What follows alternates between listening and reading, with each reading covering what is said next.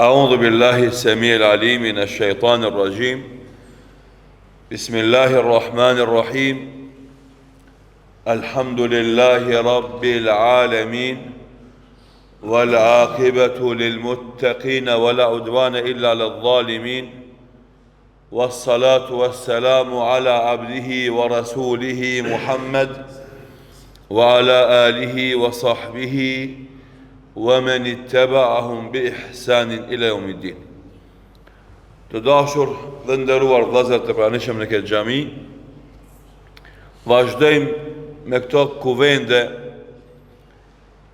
të këtyre mejliseve me këto hadithet pejgamberit sallallahu alaihi wasallam, të cilat I ka përmbledhur Imam Neveviu rahimahullahu taala, dhe që na mundohemi t'i lexojmë e të mësojmë prej tyre, që të marrim mësimet dhe porositë e duhura në jetën tonë dhe të ndërtojmë botkuptimin tonë mbi jetën dhe fenë, dhe t'i përcjellim ato te breza që vijnë pas nesh.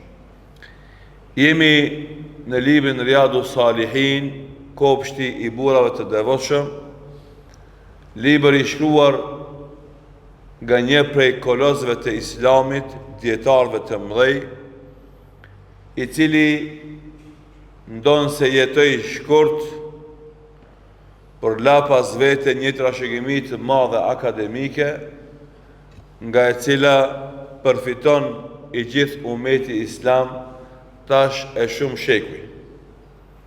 Allahu këtë imam e shpërbleft me të mirat e tij, e ngrit në grada të larta të xhennetit, kurse neve që jemi mbledhur të mësojmë nga ky libër dhe të lexojmë këto ajete të grumbulluara në këtë libër dhe hadithet e pejgamberit sallallahu alaihi wasallam, na mundson që të jemi shoqërues të Muhamedit sallallahu alaihi wasallam në xhenetin Firdaus.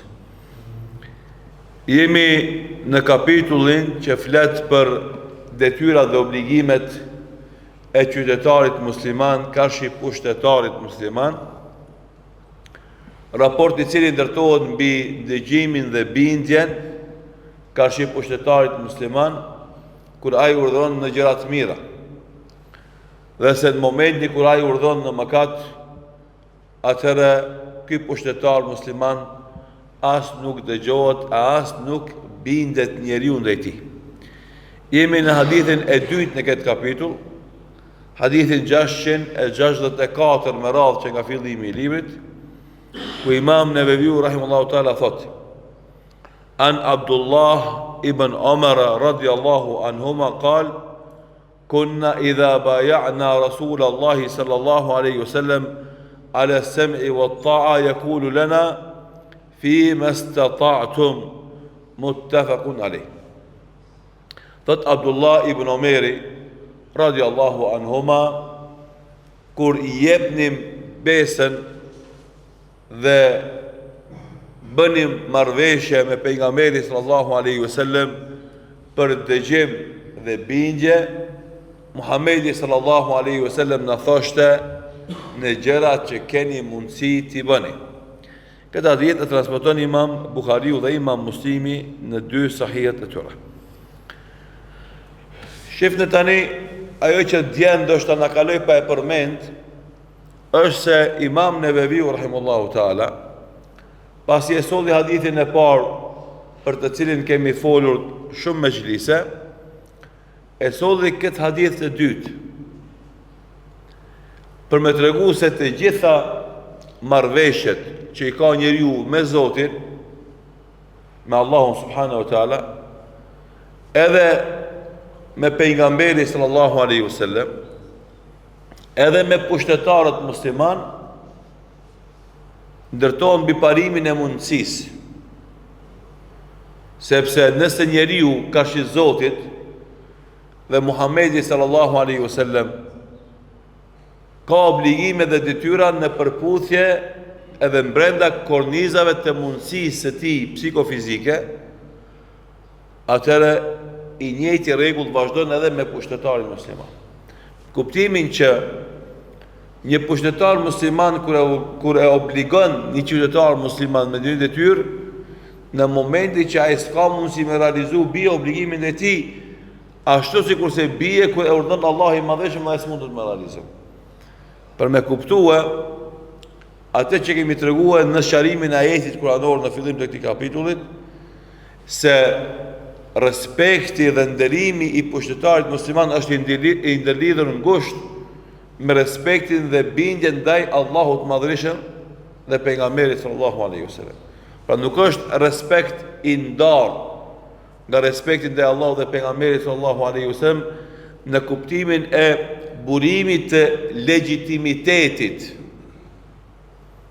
Një pushtetar musliman, legjitimitetin e tij, peshën e sjelljes së urdhrave e merr nga Allahu i Madhërisëm dhe nga pejgamberi sallallahu alaihi wasallam, përderisa ky ecë në binarët e Kur'anit dhe Sunetit.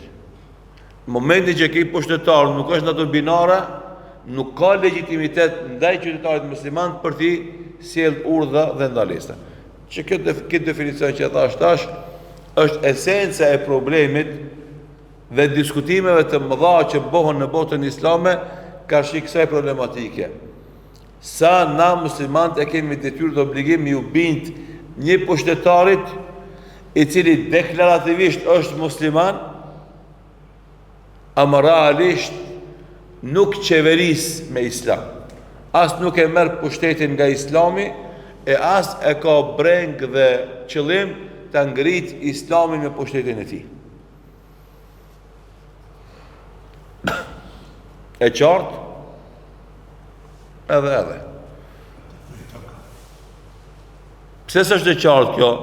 Sepse fatkeqësisht shumica e nesh muslimanëve nuk brengosemi, nuk e kemi gale pse umetit islam sot i mungon një qeverisje e pastër islame, e cila do ishte modeli nëpërmes të cilit bota do kishte modelin për të zgjidhur problemet e veta. Kjo nuk ndodh për dy arsye. E para se umeti islam e kalon mesazhin, amanetin, detyrën e vet pas dore, dhe e dyta, ardhmëqve të islamit i pengon ngritja e këtij shembullit, modelit me të cilin do krahasohet, do thotë, ato shtete dhe dështimet e tyre. E në këto situata, umeti islam njëra për arsyeve pse është i dopt është më kjo.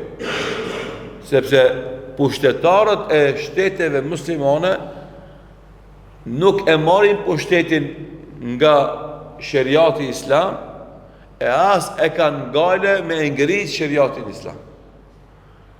Edhe kjo krijon një situatë të pakënaqësisë mes pushtetarëve dhe popullit musliman, edhe krijon një konflikt të vazhdueshëm mes tyre, që krijon destabilitet politik, i cili destabilitet politik krijon mungesë kushtesh për zhvillim ekonomik, edhe zhvillim në segmente tjera të shtetit, siç është puna e arsimit, e industrisë, do të edhe normalisht zhvillimit të sektoreve tjera të një shtetit. Tu vjen pastaj edhe gjyqësia, e cila domosdoshmë nuk është e drejtë, edhe krijohet një lloj mbishtresim të pakënaqësive, ku në shumicën e rasteve njerëzit nuk e ndin shtetin vetin, edhe nuk e nin veten lojal ndaj atij shteti, sepse shteti nuk i ofron atij qytetarit gjërat elementare të mbijetesës së tij. Që këtë definim i dytë që e përmendëm tash, gjithashtu është thelbi i problemeve që ka bota islame dhe që ajo për ditë reflektohet në problemet që i kanë qytetarët musliman në botën islame sot në përgjithësi, dhe normalisht na si pjesë e umetit islam gjithashtu në përgjithësi. Edhe kjo është mangësi shumë e madhe. Ku ti si musliman që falësh, edhe je i bindur se islami është e vetmja fe e pranuar të Allahu, dhe se bota në përgjithësi nuk mund të krijon zhvillim, përparim, rahati, komoditet, mirëqenie, lumturi pa islam, ti nuk ki projekt në jetën tënde me të cilin e shërben këtë kauz edhe këtë objektiv të madhe. I angazhuar secili prej nesh me problemet e përditshme dhe qëllimet e tija materialiste në jetën e vet, nuk ka kontribut në asnjë formë në shërbimin e kësaj kauze madhore të umetit islam. Secili prej vete me pyet veten çka bën ti në ngritjen e islamit në botë edhe ngritjen e islamit të na, përgjigja do jetë minimale, sepse na kena problem me parimet bazë të islamit, me qëndresën në veprimet ose obligimet personale që kemi ndaj Allahut të Madhëshëm, e mos flasim pastaj për ndonjë organizim më të madh kolektiv ku na mundohemi me shërby kauzat e islamit. E të i pas parasysh këto probleme, domethënë ummeti islam është i këtill. Edhe në momentin që ngritet një numër i besimtarëve intelektualisht të ngritur në aspektin fetar dhe shkencor për me shërby këtë kauzë, atër aparatet shtetënore mundohen me i pengu ata në këtë drejtim, duke përdor mekanizma të ndryshme prej etiketimeve dhe do thot emërtimeve mbi ta deri tek masat konkrete të burgosjes edhe vrasjes së tyre, siç ndodh fatkeqësisht në shumë shtete muslimane. Mirë po, kur ka njeriu kauz qëllim madhor në jetën e vet, atëherë sakrificat për arritjen e kësaj kauze dhe këtij qëllimi madhor nuk janë të rëndësishme. Ai njeri që ka kauzë dhe qëllim, ai sakrifikon çdo gjë. Edhe andaj Islami e edukon njeriu të jetë i gozimshëm dhe të jetë të rem në shërbimin e kësaj kauze dhe arritjen e këtyre qëllimeve të mëdha. Mirë po, në këtë luftë njeriu mes vetes, dëshirave të tija edhe qëllimeve madhore të tija, kërkesat materialiste të jetës së përditshme janë pengesa më e madhe në sakrificat tona. Komoditeti, mirëqenia, rahatia ekonomike jona është ajo që ka përparësi dhe prioritet para realizimit të qëllimeve tona.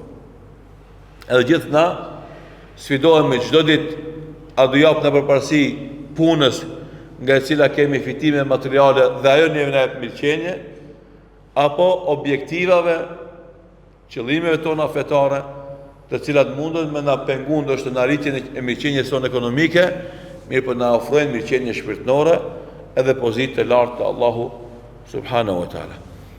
Këto sfida që kemi secili prej nesh një nga një dhe pastaj çdo brezioni kohë pas kohe, janë sfida që e shoqërojnë çdo brez. Edhe andaj na në shekullin 21, në fillimin e shekullit 21 që jetojmë na tash, i kemi sfidat tona, ashtu sikurse i kanë pas hoxhallar para neve në mesin e shekullit 20 me ardhin e komunizmit këtu në Ballkan, sfidat e veta. Ashtu sikurse i kanë pas sfidat e veta muslimanët në fillimin e shekullit 20, përfundimin e shekullit 19 dhe fillimin e shekullit 20, ku veç edhe përfundon projekti politik i umetit islam që quhet khilafet. Edhe në fillimin e shekullit 21 kanë pas sfidë muslimanët si umet të rësi, edhe këtu të nënë veçanti, po pastaj me ardhin e komunizmit ka qenë mesi shekullit 20 sfidë tjetër, hoxhallarët konkretisht, pastaj edhe besimtarët, edhe pastaj shekulli 21 i ka sfidat e veta që na jemi duke i përjetu. Problemi është se sa na jemi të përgatitur për të ballafaqur me këto sfida, sa na jemi të përgatitur për me vepru në drejtim të realizimit të qëllimeve tona madhore dhe kauzës tonë, edhe normalisht sa jemi të gatshëm na me sakrifiku në këtë drejtim. Prej gatishmërisë sonë për të përcaktuar qëllimet e veprimit tonë, për të ofruar angazhimin tonë dhe sakrificat tona, varet edhe sasia e qëllimeve që na do i arrijmë jetën tonë. Nëse na nuk kemi qëllime, nuk kemi të gatshëm me u angazhu edhe me sakrifiku, mos prit se kemi arrit diçka për qëllimeve në jetën tonë. Edhe të e pas parasysh se si po ndërtohen individet e na dhe si domethënë përgatiten brezat e ri për ta marrë këtë shtafet dhe këtë amanet të bartjes së fesë. E shohim se shpesh herë kemi paqartësi në objektivat tona, kemi mungesë vullneti për realizimin e këtyre qëllimeve, edhe kemi mungesë të sakrificës në këtë drejtim. Allahu neve na shtoftë udhëzimin, vetëdijsimin dhe kontributin në arritjen e këtyre qëllimeve. E tash mundësia që është përmendur në këtë hadith, për të cilin jemi duke fol, shpesh herë devalvohet prej vetë nesh, se askush nuk të kufizon ty sa ti e kufizon vetë vete. Edhe kjo është problemi më i madh i umetit islam sot. Megjithëse umeti islam i ka të gjitha premisat me qenë lider i botës, sot umeti islam është në bisht të botës. Normalisht kurthet janë të mëdha, komploti është i madh, sabotimet janë të mëdha, tradhtit nga brenda janë të mëdha, megjithatë komponentet që i ka umeti islam si tërësi për 2 miliard antarëve, i ka komponentet me qenë lider. E para është feja, Allahu xhallahu që e ka. E dyta i ka resurset njerëzore, populli umeti islam është populli i ri, sepse umeti islam martohen, do të edhe shtohen, edhe kjo e bën popull të ri, do të ka energji, ka fuqi rinore në vazhdimsi. Edhe treta, që është kaderi Allahut, i ka dhënë Allahu umetit islam resurse ekonomike, të cilat e bëjnë vazhdimisht të fuqishëm ekonomikisht. Ajo që e dim gjithë natë, Allahu i madhërisëm ka dashur që në bërthamën në zemrën e umetit islam të jetë e pranishme nafta sot, që është fuqia më e madhe ekonomike dhe industriale në botë. Ju pas parasysh bilim edhe puna e mineraleve dhe xeheve, gjithashtu shumica e tyre janë të domethënë pranishme në këtë pjesë të botës, ajo quhet lindja e mesme. Dhe këtë kjo tregon se umeti islam i ka para dispozitat me që lider, domethënë. E ka fen më të mirë, e ka popullin të ri, edhe i ka fuqitë ekonomike me vete. Mirë po nuk e ka këtë pozicion. Pse? Sepse na vetë umeti islam, e parë nuk kemi krenar me fen tonë që e kemi, edhe nuk e zbatojmë atë në jetën tonë, edhe në rafshin e pushtetit, edhe në rafshin individual, edhe pas e këtë të pasuri që e kemi, edhe rinin, edhe pasurin ekonomike, më nuk janë shërbimin tonë dhe të kauzës tonë, për janë shërbimin e tjerëve. E kam pas tregu më të një tregim, një eksperiment, në dhëtë psiqik që e kam botë kalumen shkencëtarët, e kanë marrë një elefant në një kopë zoologjik. Edhe për me e bind elefantin se duhet me qarkullu me një perimetr të caktuar, e kanë lidhë me zinxhir për një top të hekurt. Edhe elefanti kur ka lëviz, do të ka mujt me lëviz në gjatësinë e zinxhirit që është i lidhur për topin e hekurit. I ka bo 10 metra, edhe në gjatë 10 metra ka bo perimetrin e lëvizjes. Edhe me këtë kufizim ai është rrit elefanti. Kur u ka një vogël, normalisht një peshë e lehtë më e caktuar ka penguar me mujt me ngref atë topin e hekurt, edhe ku ka mbi 10 metra u ka ndalë edhe çato 10 metra ka lëviz. Derisa u ka rrit. Kur u ka rrit, ata që kanë bërë eksperimentin e kanë hek topin e hekurt, e kanë dhënë top domethënë drunit, që si ka peshën e topit hekurt. Edhe përsëri e kanë lidh elefantin me zinxhir për këtë topin e drunit. Edhe elefanti ka vazhduar me eksperimentin e 10 metrave. Pse që kesh domethënë elefanti e ka ndërtuar në vetvete një informat se unë muj mes deri në 10 metra perimetër, edhe në momentin që du me dal 11 metër, topi i hekur të më lën. Tash topin e hekur se ka drunit, mirë po, ai është do të trajnu me këtë kufizim edhe vazhdon me jetu në çato 9 perimetër, edhe pse tash është shumë më i madh dhe shumë më i fortë, edhe ai topi i hekur se ndali jo më topi i drunit. Edhe ummeti islam është në këtë pozicion shpesh herë. Neve na kam përcaktu kufizime, janë të namajt në këtë perimetër të lëvizjes, edhe shumë kush i për neve nuk ka fuqin psikologjike me thy këtë kufizim, edhe me ecë në perimetër ma gjatë, edhe me fillue me ecë si pas nevojave dhe kërkesave të vetën që i ka. E kuptoni këtë shembull, unë edhe ti jemi brenda këtij shembullit. Edhe në shumë punë tona të mira që i bëjmë, na kufizojmë vetveten. Themi na s'mundet mu bën kjo. Se ne bëjmë na këtë. E pa mund shmosh mu arrit këtë qëllim. Ti vetë start e nal vetën. Edhe normalisht në kësi lloj vetë kufizimi, ti s'mundesh me kontribu kur ma shumë se e zakonshmeja edhe ma shumë se normaleja në zhvillimin e umetit islam ose ajt një qëllimeve tona. E tani ky hadith cilën në sill Imam Neviu rahimullahu taala na jep neve disa mësime, prej mësimeve ishte se feja islame i kanë konsiderat mundësit dhe kapacitetet e njerëzve në dëgjimin dhe bindje ka shqip pushtetarit musliman, sepse sikur se i ka parasysh dhe në konsiderat mundësit e njerëzve në adhurimin e Allahut, aq më parë i ka dhe më konsiderat edhe në bindje ndaj të parit. Islami, si fe me detyra dhe obligimet e veta, mundohet që tjetë i letë në realizimin e tyre detyrave dhe të mos jetë ngarkesë. Edhe ky rregull na kena folë edhe më herët për këtë rregull, është thelbi i logjikshmërisë së adhurimeve në Islam. Pse adhurimet në Islam kanë logjik të shëndosh edhe janë të pranueshme natyrisht për njerëzve, sepse janë në përputhje me mundësitë e njeriut.